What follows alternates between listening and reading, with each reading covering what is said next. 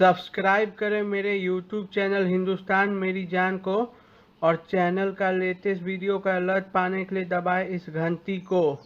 Hello दोस्तों, स्वागत है आपका मेरे चैनल हिंदुस्तान मेरी जान पर। इस वीडियो में मैं आपको बताऊंगा परमवीर चक्र विजेता सूबेदार जोगिंदर सिंह जी के बारे में। इनका जन्म 26 सितंबर 1921 को पंजाब में हुआ था। उनका परिवार बहुत समृद्ध नहीं था और इसीलिए वो पढ़ाई ठीक से कर नहीं पाए। यही कारण था जो उन्होंने सोचा कि उनके लिए सेना ठीक स्थान हो सकती है। फिर 28 सितंबर 1936 को वे सिख रेजिमेंट में सिपाही के तौर पर भर्ती हो गए। सेना में आने के बाद वे पढ़े, परीक्षाएं दी और सम्मानित जगह बनाई। वे अपनी यूनिट के एजुकेशन इंस्ट्रक्टर बनाए गए। वर्ल्ड वॉर 2 में Joginder Singh British Indian army के लिए बर्मा जैसे मोर्चों पर लड़े। 1947 में भारत के आजाद होने के बाद जब 1948 में कश्मीर में पाकिस्तानियों ने हमला किया तो वहां मुकाबला करने वाली सिख रेजिमेंट का भी वे हिस्सा थे। 20 अक्टूबर 1962 को चीनी सेना ने भारत पर अचानक हमला कर दिया।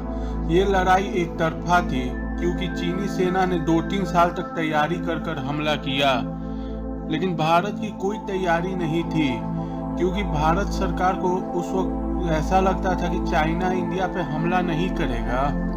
लेकिन बॉर्डर पे जो सैनिक थे उन्होंने कई बार इस बात को सरकार को समझाने की कोशिश की कि चाइना की नीयत ठीक नहीं है, हमें उनके खिलाफ लड़ाई की तैयारी करनी चाहिए। लेकिन फिर भी भारत के प्रधानमंत्री जवाहरलाल नेहरू ने इसकी इजाजत नहीं दी और इस दोस्ती का फायदा उठाकर चाइना ने इंडिया पर हमला कर दिया।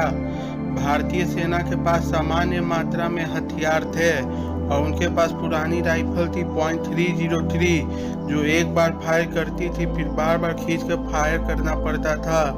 इसके बावजूद भारतीय सैनिकों ने अपनी पूरी ताकत लगा दी उस लड़ाई में, लेकिन चीनी सैनिक तादाद में बहुत ज्यादा थी और हिंदुस्तानी सैनिकों की गोलियां खत्म हो चुकी थी, इसीलिए उन्हें पीछे हटना पड़ा। युद्ध के दौरान सूबेदार जोगिंदर सिंह तवांग सेक्टर में एक प्लाटून की कमान संभाली। 23 अक्टूबर 1962 को 5:30 बजे करीब 200 चीनी सैनिकों ने चीनी बुमला अक्ष पर एक भारी हमला किया। सूबेदार जोगिंदर सिंह और उनकी बटालियन ने मोर्चा संभाला। उनकी बटालियन में सिर्फ 21 सैनिक ही थे। लड़ाई शुरू हो गई। भारत के सिर्फ 21 सैनिकों ने चीन के 200 चीनी सैनिकों को ढेर कर दिया। इसके बाद जोगिंदर सिंह ने अपने कमांडर सेंटर से और गोला बारूद भिजवाने के लिए कहा और जितने भारतीय सैनिक शहीद हुए थे उनके अंतिम संस्कार की तैयारी होने लगी।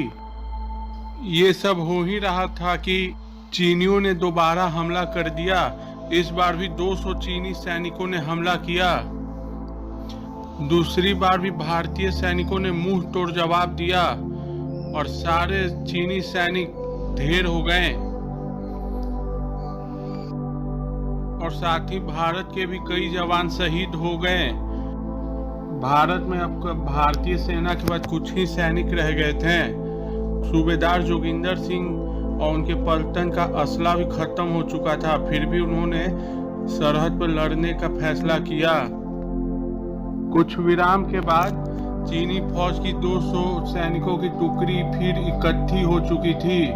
सूबेदार जोगिंदर सिंह अपनी पलटन के बचे खुचे सैनिकों को तैयार किया और वो बंदूक पर बेयोनेट यानी चाकू लगाकर जो बोले सोनी हाल सत श्री अकाल के नारे लगाते हुए चीनी सैनिकों पर हमला किया और कईयों को मार गिराया। लेकिन चीनी सैनिक आते गए। पूरी तरह से घायल सूबेदार जोगिंदर सिंह को युद्ध बंदी बना लिया गया।